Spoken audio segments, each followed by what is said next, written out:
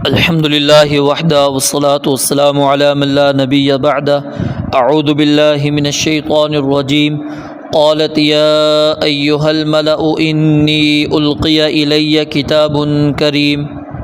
قالت، اس ملکہ نے کہا، یا ایہا الملأ، اے سردارو، انی القی، بے شک ڈالا گیا ہے، الیہ، میری طرف، کتاب کریم، ایک بہت عزت والا خط، انہ، بے شک وہ، من سلیمان علیہ السلام کی طرف سے ہے، وَإِنَّهُ بسم اللہ الرحمن الرحیم، اور بے شک وہ اللہ تعالیٰ کے نام سے ہے جو بے حد رحم والا نہایت مہربان ہے۔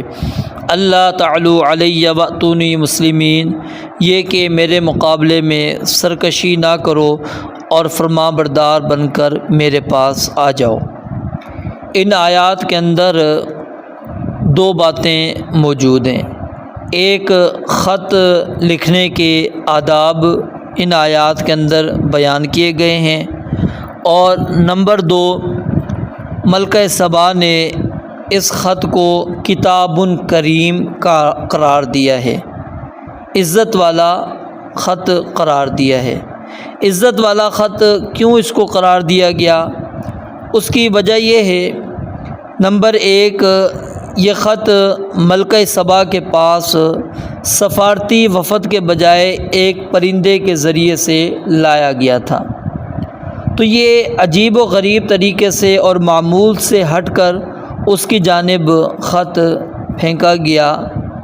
اور دوسرا، یہ خط سلیمان علیہ السلام کی جانب سے تھا، جو شام و فلسطین اور ارد گرد کے علاقوں کے بادشاہ تھے۔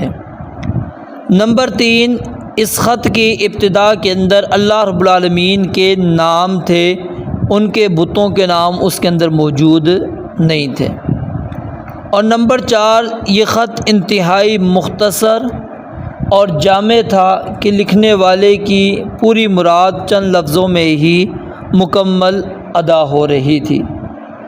اور نمبر پانچ، اس خط کے اندر ایک بارعب اور پرہیبت لہجہ اختیار کیا گیا، اور بالکل صاف چٹا اس کے اندر حکم دیا گیا تھا کہ میرے مد مقابل نہیں آنا، میری سرکشی چھوڑ کر اطاعت کرو اور فرما بردار بن کر میرے پاس آ جاؤ۔ تو اس وجہ سے اس ملکہ نے اس کو کیا ہے، کتاب کریم قرار دیا۔ اور یہاں پر اس ملکہ سبا، اس کی عقل مندانہ، اس کی دانشورانہ زندگی کی طرف اشارہ ہو رہا ہے کہ وہ خاتون بڑی عقل مند خاتون تھی، بڑی دانش مند خاتون تھی، کہ وہ خط جس انداز سے اس کو پہنچا، اس کو چاہیے تو یہ تھا کہ اس کو اہمیت نہ دیتی، کیونکہ کوئی وفد لے کر اس خط کو نہیں آیا، لیکن اس کی سمجھداری کیا ہے کہ اس نے اس خط کو اہمیت دی، اور اہمیت دینے کی وجوہات میں نے آپ کے سامنے بیان کر دیں کہ کیونکہ سلیمان علیہ السلام کا نام بھی اس کے اندر موجود، اور اللہ رب العالمین کی صفات بھی اس کے اندر موجود تھیں، اور جو تحریر تھی وہ اتنی رعب والی تحریر تھی کہ اس کو وہ جھٹلا ہی نہ سکی، اس خط کو دیکھ کر وہ پھینک نہ سکی۔